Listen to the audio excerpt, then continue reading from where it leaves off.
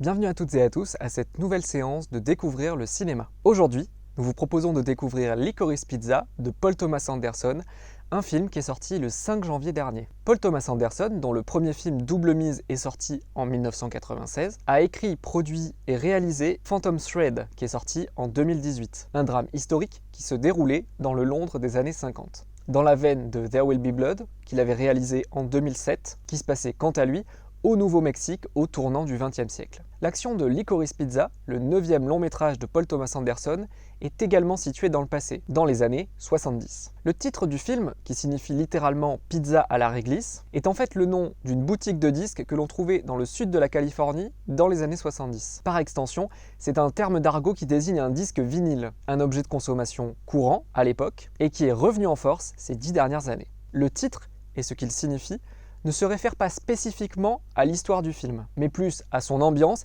et plus précisément sa bande-son. David Bowie, Sonny and Cher, les Doors, Paul McCartney et les Wings. Ils composent, parmi tant d'autres, la bande sonore de Licorice Pizza, qui est donc un best-of de la musique anglo-saxonne des années 70, la décennie de l'enfance du réalisateur Paul Thomas Anderson. En plus de se dérouler à une époque qu'il a bien connue, Licorice Pizza se déroule à un endroit où Paul Thomas Anderson a vécu, la San Fernando Valley, en Californie. Il y avait d'ailleurs situé l'action de 3 de ses films précédents, Boogie Nights en 1997, Magnolia en 1999 et Punch Drunk Love en 2002. Je ne vous l'ai pas encore dit, je vais vous laisser le découvrir, mais le film raconte l'histoire d'un ado de 15 ans, Gary, interprété par Cooper Hoffman, et une jeune femme de 25 ans, Alana, jouée par Alana Haim. Ces deux personnages sont chacun à un moment décisif de leur vie. Gary, qui est un ancien enfant acteur, voit sa carrière patiner, alors qu'Alana, assistante photographe, peine à voir la sienne décoller. L'acteur qui interprète Gary, Cooper Hoffman, est un nom qui ne vous dit peut-être rien,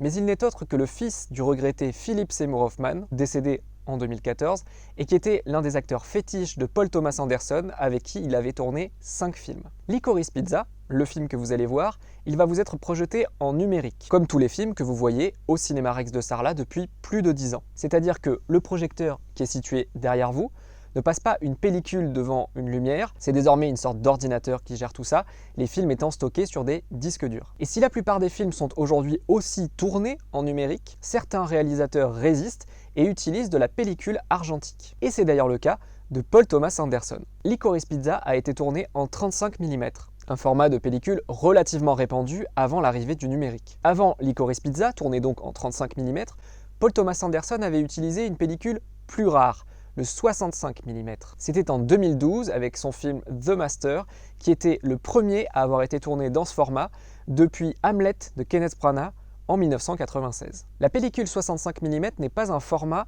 utilisé directement pour la projection, mais quand on lui rajoute 5 mm de piste sonore, cela devient du 70 mm. Un format qui a pu être utilisé ces dernières années pour des projections événementielles de certains films, comme Dunkerque de Christopher Nolan, Les 8 salopards de Quentin Tarantino et donc Licorice Pizza de Paul Thomas Anderson. Seule une poignée de cinémas en France sont équipés d'un projecteur 70 mm, dont le cinéma L'Arlequin à Paris, qui diffuse donc depuis début janvier Licorice Pizza dans ce format et qui fait salle comble à presque chaque séance. Preuve, s'il en fallait une, de l'attraction de la salle de cinéma, qui, je vous le dis, mais si vous êtes là, c'est que vous êtes déjà convaincus, n'a vraiment pas dit son dernier mot. Je vous souhaite une très bonne séance à toutes et à tous, et à la semaine prochaine pour une nouvelle découverte de cinéma.